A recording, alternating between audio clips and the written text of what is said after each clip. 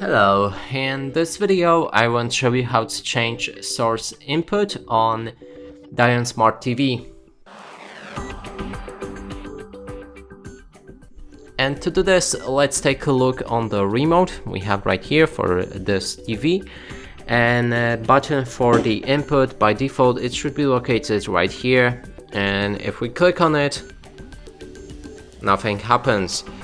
And to actually access the input settings otherwise on this TV, we'll need to click on the home button right here, and on the left on the button we have a source. Now we can go up and here select your preferred source input. So there's DTV, which is made for default antenna, ATV, which is also for antenna but it's a different plug.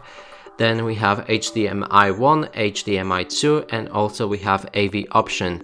And that's it for this video. Hope you like it. Please consider subscribing to our channel, leave a like and a comment below.